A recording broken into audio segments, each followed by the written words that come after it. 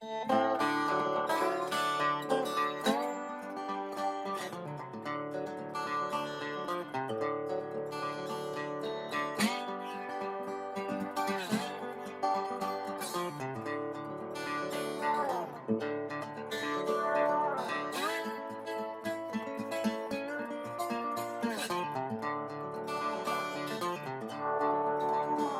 the rain don't fall, that's when you know you're gonna go dry.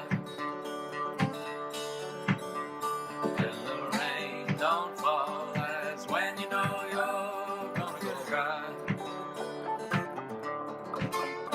And it won't do no good to be crying out loud, babe, or cursing the sky. Hi, welcome to Thinking Green. We are taping today. In fact, the station is running PSAs this week to alert the public that funding for public access television is at risk, and the Connecticut legislature is considering how to keep funding it, but it's not a done deal yet. So you might want to weigh in on it. I think there's a website, Digital Equity, that gives a ton of information about it. So my guest today is kind of like a mini reunion because I haven't seen you probably in a year. Are Lynn and Owen Charles, who, started like the van life a few years ago and have been having some interesting adventures at the border in conjunction with the group Humane Borders. Mm-hmm. So we're here to talk about it. And so, Lynn and Owen, do you want to start out talking about like what motivated you to sort of,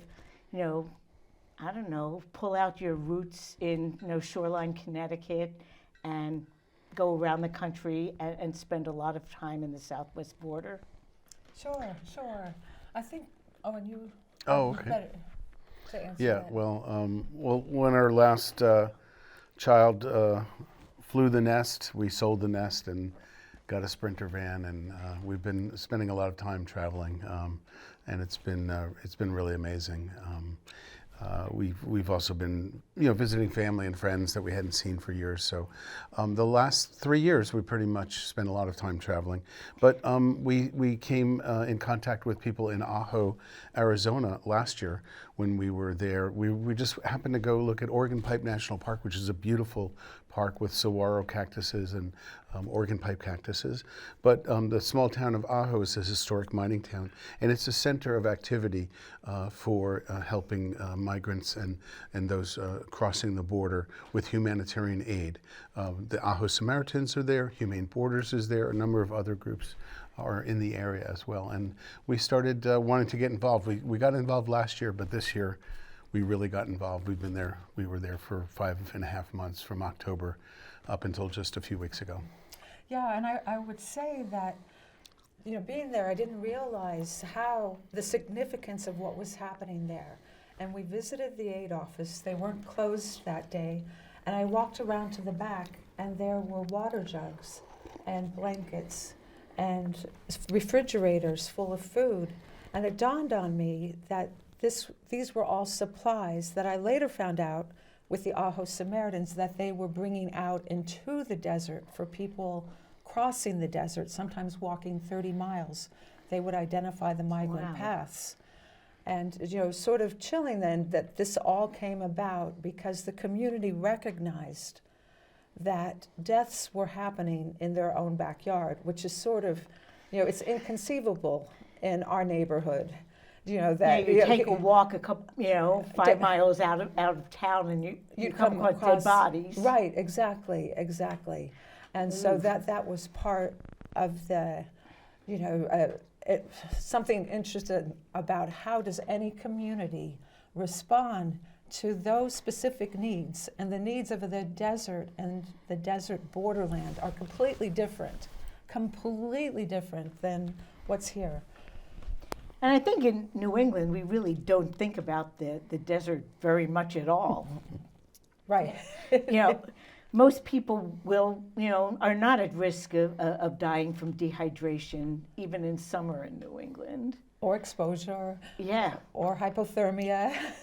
Well, maybe hypothermia, Maybe but at some time of year, yes. But even people who are, really living on the edge here are unlikely to, have sunstroke or yeah. that kind of heat exposure or dehydration.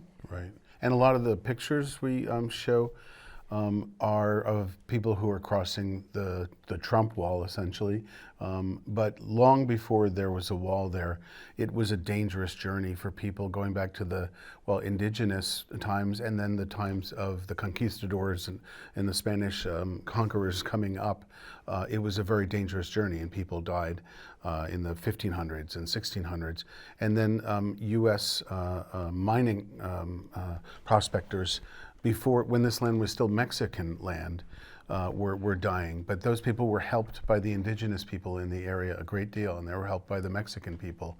Now the tables are turned, and it is largely immigrants from many different countries coming across who are really taking a risk through that harsh Sonoran Desert. And people in the community, even people who are opposed to that sort of migration policy or that way of coming across, don't want to see anybody die. Even the Border Patrol, who are policing it, they don't want to see people die. So we were usually serving needs that people understood universally as humanitarian aid.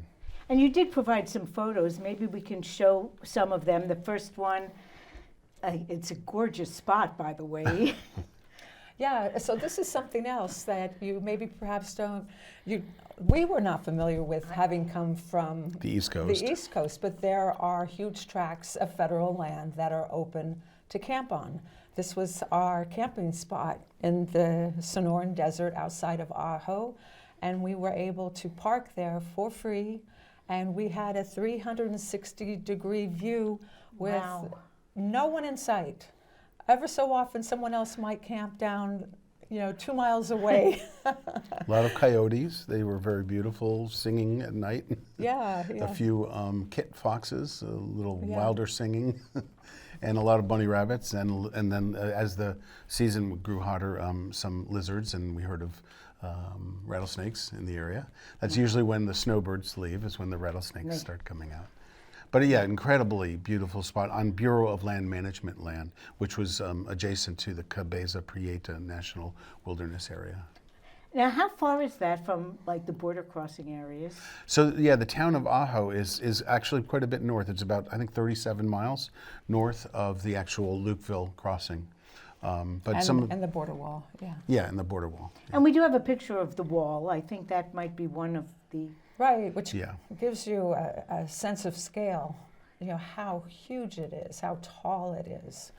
And these are a group of migrants walking along the wall on the U.S. side. They have made it across. And you can see there as well that there are families. You could see a young child.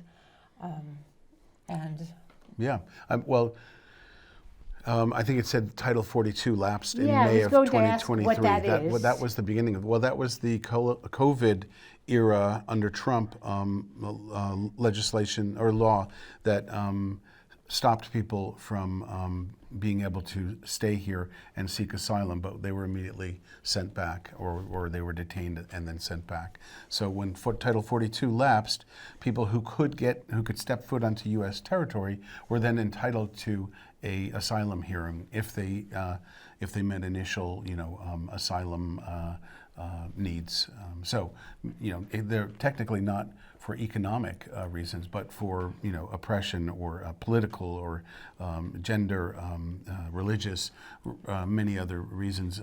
We're being oppressed in their country of origin, violence, threats. Then they could establish the right to an asylum hearing. But the way things are now, people are getting asylum hearings that are like 7 or 8 years in the future. So it's just so backed up. And I guess my assumption would have been that all of these immigrants are coming from Central America or South America by way of Central America. But when I looked at the service that you led last winter at First Congregational Church of Old Lyme, you mentioned, you of Old, in New Haven. Oh, okay, I have the wrong church. First but Unitarian, anyway. First Unitarian Universalist Society of New Haven. Okay. Plug okay. for them. You mentioned Senegalese. So how did the Senegalese immigrants get to this particular spot? Oh my God, that is such an interesting story. One of the first days we went out, we're going down the dirt road that it's parallel to the wall, and you see people walking towards us, and I jump out and say, "Hola, ¿cómo está?" And I looked, and actually this was a group from India. And at that point, there were a tremendous number of Punjabi crossing. Wow. I would say, at least half the people we saw were from Punjab. Just for some time. For a period of overall, not half. I would say more like 15, 20%, right? Was it? I don't. But then as well, a lot of West Africans from Senegal, Mauritania, and Guinea. Guinea, yeah. Right. Yeah. I think there was some political instability there. The president had canceled elections, and there was some violence, and so people were being enticed to leave Senegal and to come here, and that's where the cartels, I think, come in. Right. That I remember on that first trip as well. The woman who was taking us out said, "You have to understand that anybody crossing the wall has paid anywhere from $5,000, $10,000 to $15,000 to cross that wall." And I had read an article about, for instance, in India, that there are so-called travel agents to get people to the United States. And they're going through several countries, maybe 6 or 7 countries that don't have visa requirements, and hopping from one to the next, and then through often the Darien Gap that separates Colombia to Panama. Panama, yeah. And that's a very harrowing jungle for like 2 or 3 day travels, and many people die there, and it's just horrendous. So, yeah, right, you would ask people, and they would, sometimes list off the countries, sometimes also listing off the way they were getting, like I was on a raft, and they would show me a picture of a raft that was almost submerged, crossing wildly flowing river, or another man said, "In Mexico I was on a horse." And I thought, how did that happen? And of course there's the bestia, the train, where they're riding on top of, which is incredibly treacherous. A lot of deaths from riding that, holding on, falling off, children on top, tied onto it. Yeah. It was surprising. We expected most people to be from Mexico, but it was really a minority of people from Mexico. And the ones who were coming from Mexico, there were more families, I think, from Mexico. They were fleeing violence in was it Guadalajara? Guanajuato. Guanajuato was a hot spot for a while.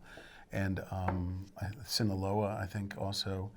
There were places where there was gang violence going on and oppression going on, people would all of a sudden be fleeing.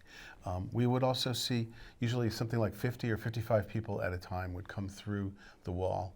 And that's because that's what would fit on a bus, is you'd have 55 people on a bus. And the months of November and December were just historically incredible.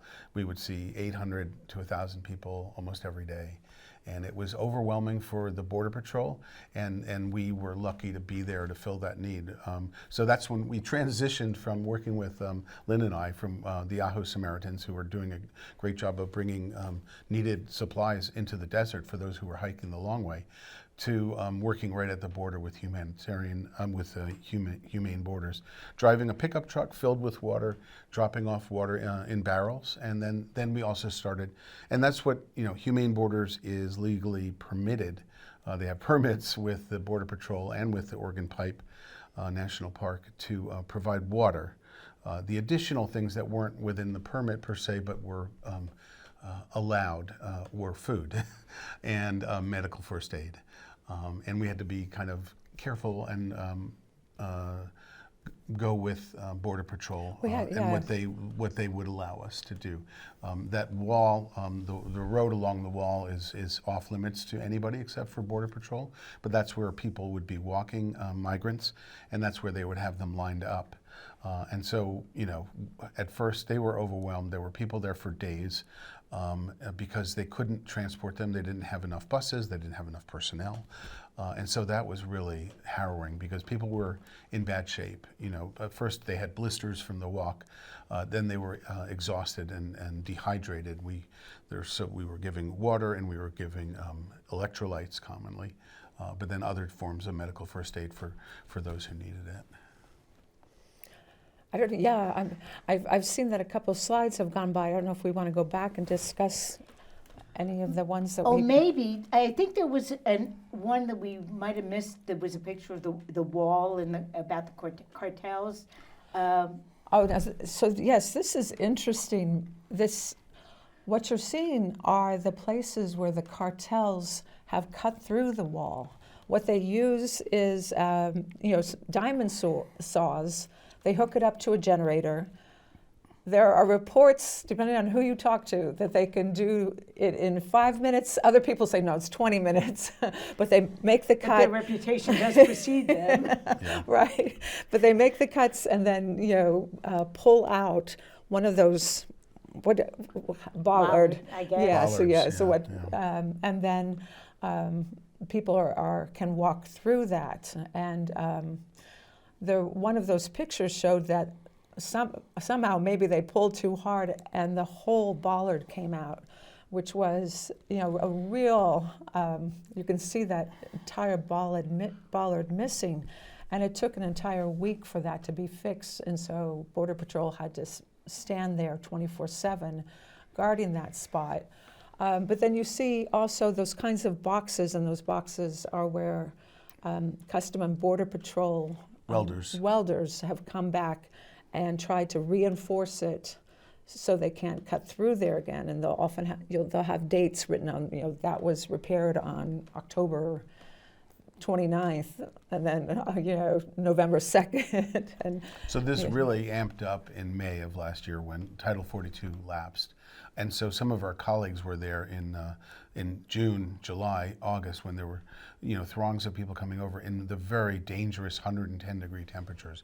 And that was a whole other thing. There were less people then, but those who came were really in peril because, you're out in the desert at 110 degrees. You have to walk a few miles. It's really harrowing, and there were deaths at that time, and they did what they could to immediately set up tents, to cooling stations, to insulate the barrels, and then to bring cold waters to put like wet kerchiefs around people's necks so they could cool down. It was quite a harrowing time from what we understood of our And I'm guessing colleagues. that if before they started walking to the desert, you said some of them had come from distances before that, so they might not have been in great shape when they started. Exactly. Yeah. And also, they were, the processing tent was at a specific location, so the cartels were they were going to move out away from that, from the Custom and Border Patrol processing tent. So it could be anywhere from 4 to 6 to 15 miles out that they would have to walk to get to that processing tent. And I'm a registered nurse, and I had spent most of my career not really in clinical care in the pharmaceutical industry. So that's my motivation, is I want to give back pro bono medical care to people, and I want to, this is the best conditions, humanitarian aid to people who really are in need of it. But it's different than what I was used to. Earlier on in my career, I did clinical work and one-on-one care, but this was like 700 at once, and having to triage people. It's a terrible staff patient ratio. Yeah. Well, it was really triaging because you had to figure out who really needed care. Sometimes it was just looking at people quickly and seeing who was really emaciated or fainting. But Lynn and I took a wilderness first responder course and became certified because we wanted to kind of hone those skills when you're in the desert.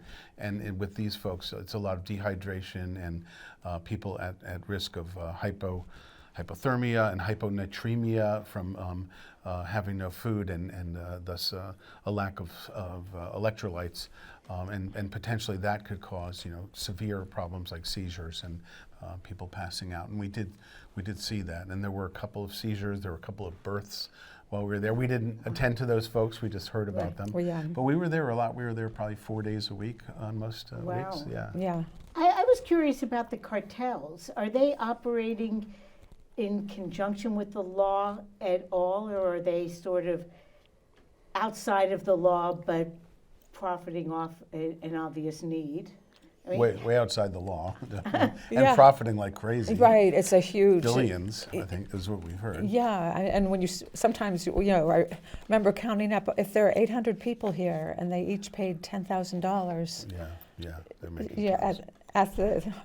yeah, so they're they found a very lucrative. desperate but Right. lucrative business model. Right.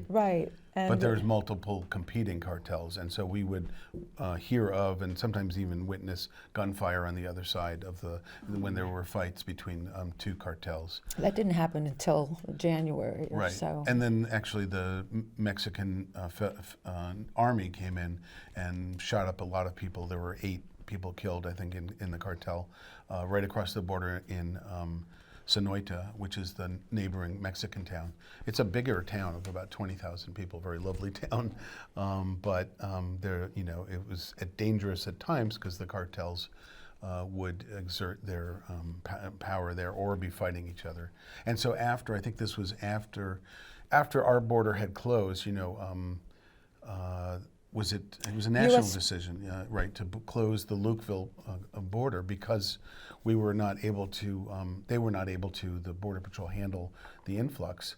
So they moved some of the people who were working in the point of entry to help transport the migrants. And after that raised, national attention, then finally I think Blinken and the head Mayorkas went over and had a discussion with AMLO, the Mexican president, and it was worked out. It seemed like it was worked out for them to crack down, and that's when we saw the Mexican army come in and kind of shoot up some of the cartel, and we saw the flow stop in January. And really from January to when we left in April, it had slowed down tremendously. There were still 50 to 200 people at times coming in. We were told, and We were told. mainly We at hardly night. ever saw them. Yeah, mainly. They were able to be transported quickly because at that point they had staffed up, and so it's not like everything is back to normal and fine because there's still a huge amount of people who are trying to come across. They're also coming across in California and in Texas, and we know about. So whatever happened to Ellis Island? I know. I know Yeah, we had a really good model, and that's something important to point out. That the United States at one point knew how to do immigration well, and All 4 of my grandparents came to this country probably between 1900 and 1910 as young adults, and we don't know where all of them came in, but I think that 3 out of the 4 came through Ellis Island. One I was told might have entered through Texas or somewhere in the South, but it seemed like it was probably somewhat chaotic, but nothing like what you're talking about. Right. I know there are a lot of people who, and it's used as a political football, unfortunately, by both sides, Democrats and Republicans. I don't think by the Greens so much. The Greens probably have the best policy, but We usually do. but it's unfortunate. A lot of people are somewhat misinformed about that there's criminals coming across and that there's evildoers or some of the press likes to say military age single people coming across as if they're sleeper cells. I call them factory worker or farm worker, meat packing. Right. These are the people who are doing the menial jobs that we Americans don't want to do. Like Lynn looked up today, 40%, right? according to the USDA, 40% of all farm workers are undocumented workers. I'm not at all surprised. Bob actually, back in the 70s, spent about a month working at a mushroom factory in Oregon, and he got the job because there was a raid and all the undocumented workers had to be let go. And but he actually couldn't hack it, and he's not exactly like a shrinking violet, but the conditions were so dirty. He was getting like bad sores that were getting abscessed, and the American workers just couldn't do what the immigrant workers were doing. Yeah, and of the thousands and thousands of people who came through, everyone seemed to me like a neighbor or a coworker. They did not seem like a criminal. I think in all the thousands that came through, maybe there were 3 guys who had like kind of face tattoos. Maybe they had been in a gang at one point, but even they were well behaved. There was never any issue there at all. I mean, and I've heard that there are a couple of dozen of people who had criminal histories that Border Patrol did detain, and that's maybe legitimate, but that's kind of to be expected. It wasn't a high percentage; it was a small percentage, and Border Patrol was able to catch those folks. The great majority are people like all of our ancestors who are looking for a better life, and it used to be a possibility to come through Ellis Island, and it's just a shame because, I mean, unless you're indigenous, you or your ancestors came here as immigrants. And it's like 99.9% of us or 99.8% of us are immigrants, or our families were immigrants. So to close the door on folks without at least having a humane asylum policy is really, it's cruel and unwarranted. Well, yeah, just the terminology. So many people refer to them, as illegals, and like they're just existing and they're being labeled illegals. But I do think it's generally true that any group that's marginalized, the more marginalized you are, the more likely you are to be judged collectively. So you could have 1,000, people coming in who could be, would be great neighbors, and if one of the 1,000, had a criminal record, that sort of stains the whole group. That doesn't carry over to like Protestant white men in the U.S. If you have one that commits an awful crime, it isn't assumed that the whole crowd of them are all bad eggs. But I know. If you have a marginalized group, the assumption is made. And it's used as a talking point on, on TV shows and on cable. And, people pick up on it. Some of our family members would say, you have to be careful, or it's very dangerous we hear there. You have to watch out for, and we would say, you're in more danger in any city in the U.S. than you are with these people crossing the border. And they're certainly not looking for trouble, and they're looking for, for help. Although I would also say a lot of the folks that came through they didn't want to be charity cases. They would pitch in and help whenever we asked, and they would volunteer to help pick up garbage or help distribute food. A lot of people were really happy to do that. That doesn't surprise me at all. When I worked for Head Start, many of my students came from immigrant families, sometimes undocumented, because Head Start happens to be one of the very few federal programs that is blind to what your immigration status is. And but the immigrant families were like the best ones I could work with. I mean, they worked so hard, they were so family centered. So back to some of the slides you have. There's one slide that doesn't have an explanation, but it's a lot of documents, passports and such, and I kind of wanted to put it up so you could talk about that. So, especially when we first arrived and before it started getting cold at night, when we would come to the sites, we would be picking up the trash. And among the trash we would pick up would be all the documents.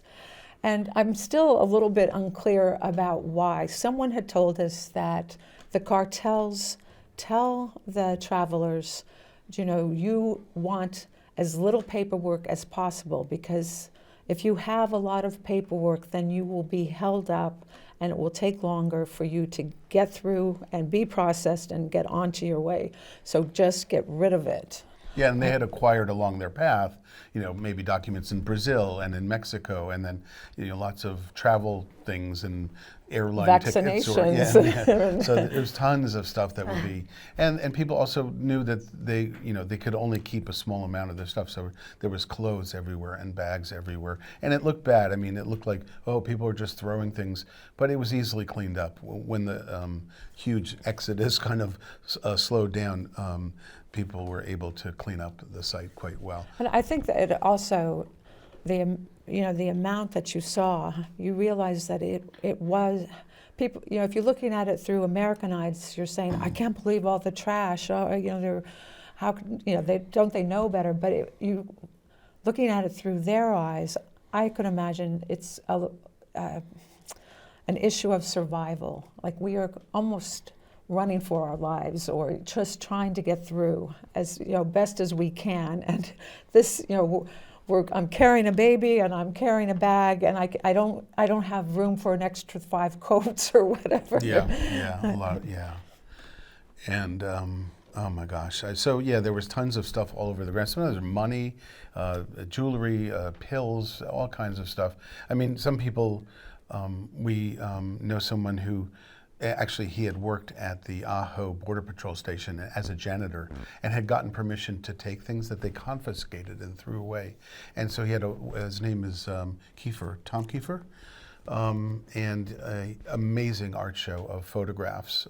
It reminded me of like the Holocaust Museum with piles of shoes. He had cell phones and he had bags and he had wallets and would do really interesting photographs of them. But so we saw those kind of things on a daily basis. We didn't take too much here and there, or we take a photo. I think this was a Senegalese woman's ring. It's just metal. It's not valuable, except to me, as a reminder of all the people that I helped. The other thing that you would see were shoelaces and belts, because before they got on the transport van, they would have to remove their shoelaces and belts so that they wouldn't be of harm to themselves or to the drivers. So sort of whatever. Yeah, But kind of shades of Alice's restaurant. And no belts. Maybe we can. You brought some other slides, and I thought maybe we could run through them kind of quickly. Sure. They didn't have captions, but I think maybe you can talk about what's in them. There were maybe half a dozen. Sure. So a lot of people would be walking for many miles. Sometimes they were only 2 miles, but often they were as far as 10 or 15 miles. Some people were not well informed about footwear, and they would wear dollar store shoes or even flip-flops, end up with horribly blistered feet. And so a lot of what we did was foot care, and we got all of the foot care items that we needed, and moleskin and antibiotics as needed, and wash. And we would wash people's feet. We would bring extra socks, and we would get them at least going on their feet again. Sometimes we would need to call in the Border Patrol to transport them, because they would be still 10 miles out or 5 miles out, and there's no way they were going to make it on those feet. There were other people who passed out, and we were able to help revive with glucose and or with electrolytes and water and the one. Yeah, Well, I think we just saw that one. Oh, That okay. said first aid. yeah. We can kind of just run through almost all the pictures, all the rest of the pictures. I think. Hypothermia was another case. I don't know if you have the one with Lynn wrapping a baby in a thermal blanket, but I mean, there were some days where it had, you wouldn't think in the desert you'd have hypothermia, but we had some really bad hypothermia because it would rain and people would be out in the rain all night. Yeah. And And there the were temperature moms extremes are probably pretty. 45 noteworthy. degrees at night easily, many days, and moms and babies that were just freezing and shivering. Now, this is an interesting photograph. The one on the right was a man from Senegal, a nurse, and he had come prepared with a ton of nursing supplies, bandages and Wow. aids and ointments, and we met him, and he could also speak not only French and English, but Wooloo. is that it, or Wolof? Wolof, I think it is, yeah. Yeah, Wolof. Yeah. Right, and so he helped us that day in particular. It had been a cold, cold night. And so during the day, people were out in the field, just lying, trying to get warm, but also so just in bad shape. Some of them had been there for 3 or 4 days, and we were going to one after another, and he would be the translator saying, what do you need? And, someone would sit up and say, I just had a tooth removed and it's infected, and my, and other things. But he was, just someone, we said, we hope we see you again. And, and he was planned to go to Michigan, and someone that you really would want to see in this country. Yeah. I would have never thought going to a new country, like, to be prepared to help others. Yeah, and he had a lot of medical supplies in his pack, and we helped him restock as well. Wow. And that was one of the things we did with Humane Borders is I used my EMT experience and nursing experience to stock our medical first aid kits. There were also funny encounters. So one man we had heard about him, they said, Gordito, which is the fat man, he's coming, watch out, he's in bad shape. And so we would continue driving down the road, and we had stopped to help some other people, and a man comes walking in, and his tears are streaming down his face. And he reminded me of my son, and I ran up and hugged him, and I said, come here and sit down. And his feet were a mess, and he had his New York Yankees cap, and he said, I'm going to the Bronx. So, boy, I had my Yankees cap on. And so did Owen, and then it was, high five for the Bronx. And then we were talking and saying, oh, you must be the Gordito. And he looked at Owen like, what? Who told you I was the Gordito? And Owen said, but I'm the Gordito too. Yo soy un gordito también. And high five to Gorditos. Yeah. So, yeah. And he needed a lot of foot care too. He was in bad shape. Sweet guy. And by the time he left, he was laughing and happy. And, right. Yeah. And another couple from Senegal where we saw them walking down the road, and she had a huge... She had the huge bag on her head, and her husband, much taller, was just holding a little suitcase or a little satchel bag. And she came to us and she collapsed, literally collapsed. And I said, you need to carry the big bag. You're the strong one. This is not how it works here. And I walked with them for quite a while to make sure that he wouldn't hand the bag back to her. Anyway. So, but there might be a couple more that we can kind of quickly scroll through. Okay, we'll try and speak to them. So, they would have people line up, huge lines, 700-800 people. While they weren't in Border Patrol custody officially, because if they're in custody, they have to legally provide them like 3 huts and a cot, food and a place to stay. And so they would have them lined up here at the Humane Borders water station. 4 big barrels of water there. That was pretty much our main business, and it is now. People are still doing that work of filling those water barrels, 55-gallon water barrels. But then, the struggle was, how do we get a piece of food to each one of these people? At first, it was just one piece of food. It was like a granola bar or a squeezed yogurt for kids, or some raisins. And then we tried to amp it up. 800 people is hard to feed to 2 pieces of food. So a granola bar and an apple, and that's often all that some people would have in the day, The strength of people in that group, in the picture you can see a man who was crouching. Oh man. Yeah. And we weren't sure, someone said something, something's wrong, and he had a form of palsy where he was in a squat position. You can barely see him. He's on a little bit outside the edge of people, just squatting. And he was one guy that I grabbed the Border Patrol and got them to transport him at least ahead of everyone else, because he was hurting a lot. He had walked like that for miles. Right, and the thought of how. And he was an old man. He was about our age. Like, how did you make that trip from West Africa? How is that even possible? Yeah. I'm trying to think if what you might have missed about what you would experience, but I also want to show you had shared a map and I thought we should spend some time talking about the data and tracking what's, That was one of the first things that we saw that really drew us to the importance of this work, is we all of have the one deaths. printed one, but there is one we can put on. Oh, So there. what is this map showing us? So this is a collaboration between Humane Borders and the Pima County Coroner's Office. And it is mapping out the remains that have been found along the Arizona border, where they are located. And sometimes it can try to identify how long those remains have been there. Yeah. Sometimes that's not possible. It also shows the distance from the border.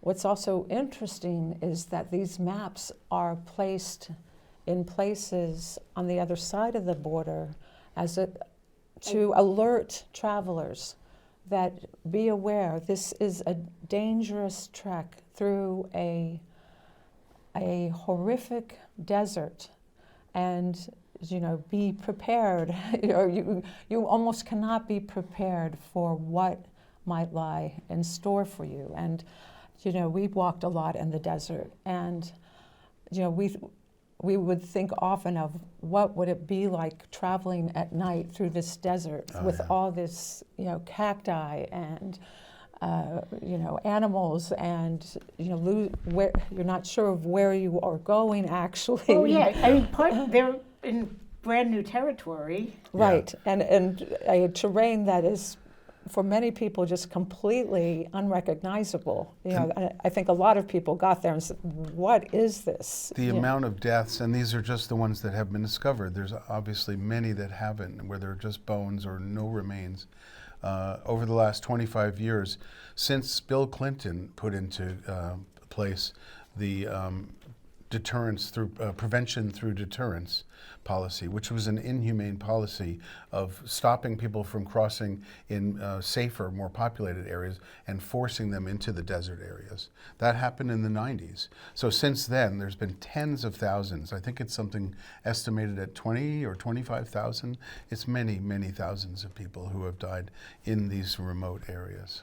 Now, is there any way to track the people who are just missing? That is, actually, there are, as part of the number of humanitarian aid groups, there are search and rescue groups. And so often they are sent out by a family. They'll get word. We haven't heard from our brother or father, and we know he set out on this date. We think it might be, and this is the information we have, this is the last contact, and they'll send out a group of, maybe 20 people into the desert, and combing so many feet apart. And they'll spend all day, Sounds like a very grim job. It is a grim job, we haven't done that. And interestingly, before we left too, there was a notice in the local newspaper. This group went out 3 times over the month. They found so many bodies. One was dead within a week. One had been another one, dead for maybe 2 months, and so that was another. I don't know. It's just shocking to think like, wow, that's in the local newspaper, but also. Early in the Trump administration, there was a lot of publicity about families being separated. Is that still happening, or has there been any kind of change in policy that's addressed it? Go ahead. Yeah, I don't believe it's happening as much. I think maybe that was one of the better changes that Biden brought about. Trying to think. I don't think families are being separated in that way, but that doesn't mean there's still not a whole lot of inhumane policy work going on. I mean, look at what has happened in Texas, but also the need and the lack of resources to address the need in our area. people were still being put into detention up until the Title 42 lapse. There were still, plenty of people who were housed in, overcrowded conditions in, I know, in the Ajo Border Patrol, and there were protests there actually to try and address that. It was very hot, and people were still being kept, outdoors because there wasn't any beds left indoors in that facility last summer. Yeah, that just, there are all these different steps and that I'm not entirely clear about. For instance, when they move out of Custom and Border Patrol custody to, one of the shelters or organizations that's then placing them, I had understood from one article I read that a lot of the work they're doing is trying to identify where someone, like a father went, that he, that maybe it wasn't a, purposeful separation, but he was with the men and then he got detained for some reason and the rest of the family didn't know where he was sent exactly, and so they're tracking him down. And so... One thing I did want to address before we run out of time, I think, is also how poorly we are handling the whole crisis. It's a political football that gets kicked around, but other countries do it better than we do. And we if it wasn't a political football, we could do better. Well, we used to do better Yeah. before it became a political football. I don't know, do you have ideas about what's changed in this country that we have the Statue of Liberty that says, Yeah. give me you're tired, you're poor, and so many of us had, ancestors not that 100 years ago who were coming here in droves. Yeah, I don't think it should be a left-right issue. It's made into that, or blue-red or whatever. People are coming in droves who want to work and become citizens. If we put them to work, now this is my fantasy idea, and something like a CCC or a WPA type, Sure. the Great Depression infrastructure building work projects. We could take millions of people, give them a work visa, make them earn their citizenship here through working on rebuilding our infrastructure, our bridges we know need it, our highways we know need it, as well as other critical infrastructure. There's also farm labor and there's also factory work, and there's so much more where people could be given work visas and put to work. And American businesses hire these people, farmers hire them. There's guest workers are part of the tradition in Germany, where a lot of Turkish and Yugoslav people came to Germany, I know, and we're in the auto industry. Our auto industry, we're built that way. There's a lot we could do productively if we put our minds to it, and political will. Yeah, political will, I think I would even be more nuanced and say intentionality. What is our intention? And we happened to be at the border one day, and there was two people, one from Human Rights First and one from the UN High Commission on Refugees. And they were just scoping out what was happening at the border. And I asked them, well, what country does it right in your experience? Which country could be a model for us? And expecting it to be Switzerland or Norway. And they said Brazil. And Brazil has several things in place before, when they are bringing somebody in, they get language lessons because they want the people to assimilate. And then as soon as they are enter into Brazil, they are given their working papers, and they are sent to places where work is needed, and those places in turn are prepared and saying so many number of people are coming, and we will give you extra money for your hospitals and your medical care and for your education to cover this influx. As opposed to how we're doing it now, where people are shoved into shelters in New York or Chicago. They're overflowing. The local people are driven crazy by this, and it causes problems. And they're not allowed to work for their first 6 months. And they don't want to be charity cases, but we turn them into charity cases. And some of them who work, of course, are exploited by their employers as well, which is a problem for everyone, all working people. Right. And And so it makes you wonder, you know, what is that the, it's not a bug, but the, you know, a feature that is the intention. And that's what I think is missing from conversations, is what is our intention really? But we can also staff up judges to proceed with asylum hearings much faster. And many people under current rules will not be eligible for asylum, and then they would be deported.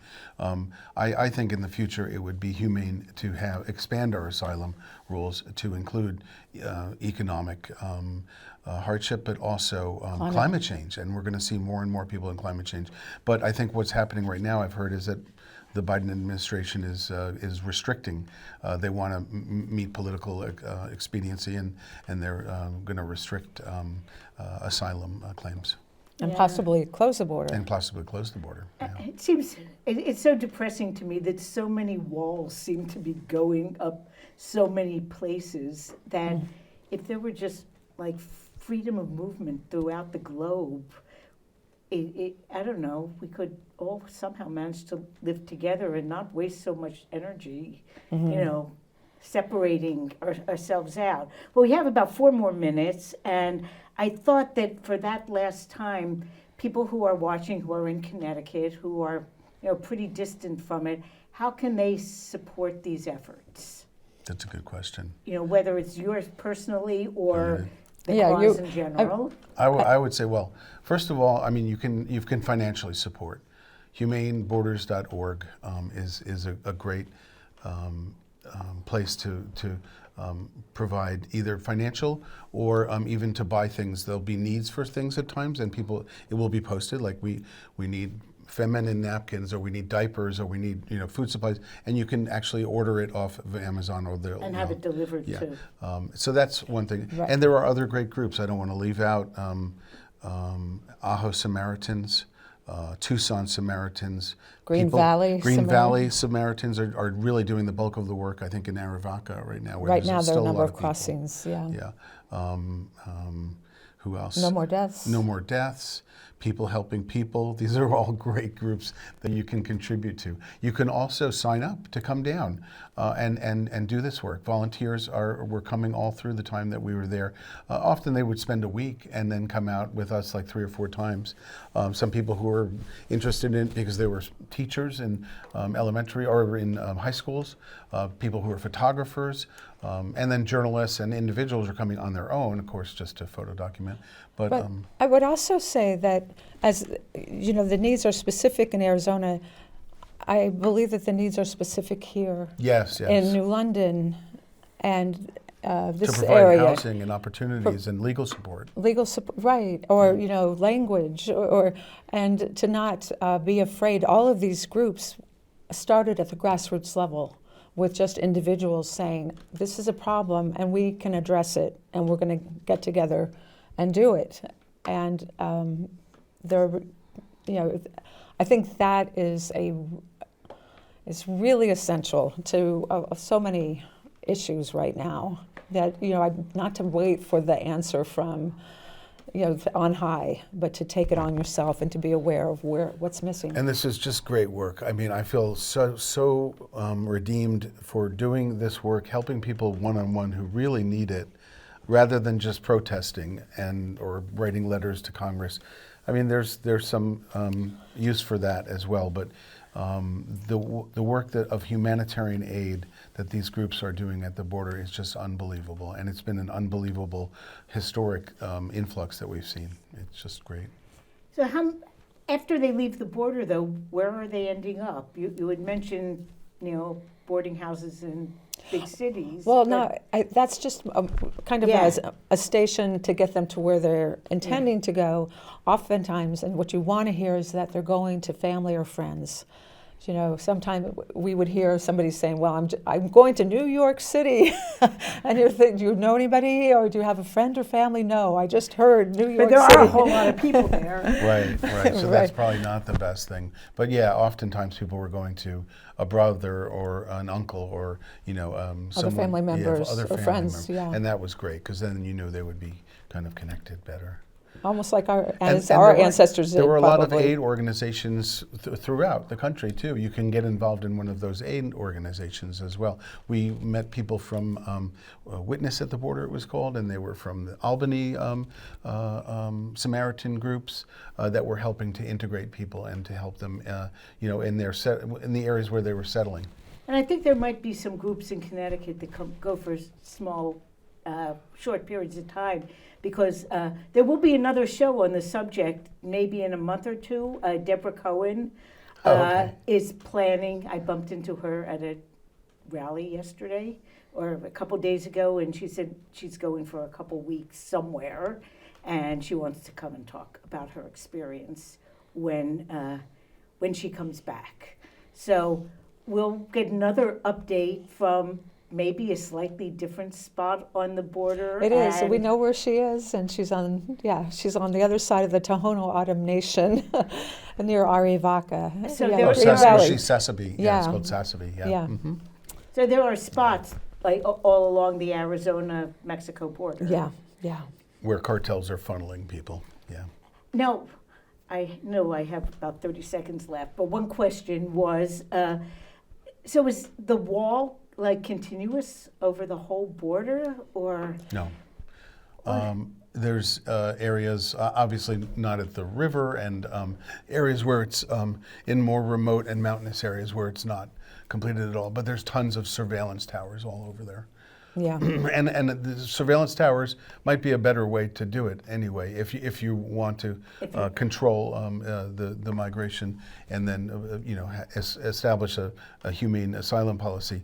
But as it is, that multi-million or billion-dollar wall, people are just cutting through it like butter. Well, thank you, Lynn. Thank you, Owen. Are you headed back there soon? Are you going to be there during the summer? We may be back in the heat of the summer. We have some possible plans to go back. It's going to be awfully hot. Yeah. Well, next time you're in Connecticut, come on back. So thanks for coming in today. I just wanted to let people know an upcoming thing happening in New London. Red Square, aka Mike Alowitz, is having an event on Saturday at 4 p.m. It can be in person or virtual, talking about his experiences as a student organizer at Kent State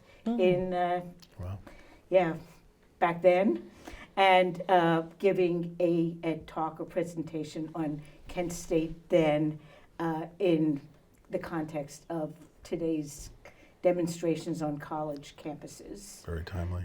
So yeah, that'll be interesting. And on Friday, there's actually something going on at the Palestine Museum in Woodbridge, which is also available virtually, called Joy to Resistance, and it is a panel discussion that's more focused on Gaza, Palestine, Israel. There's a panel of people coming from all different pro-peace spots. So thanks again, and we will see you all next week. Thanks for having us. Yeah, thanks for stopping in New London.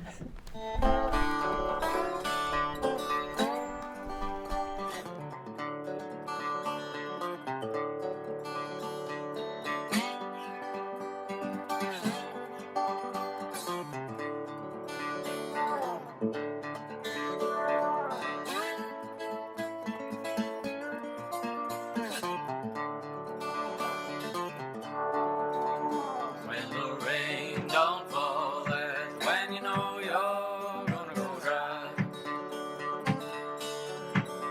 When the rain don't fall,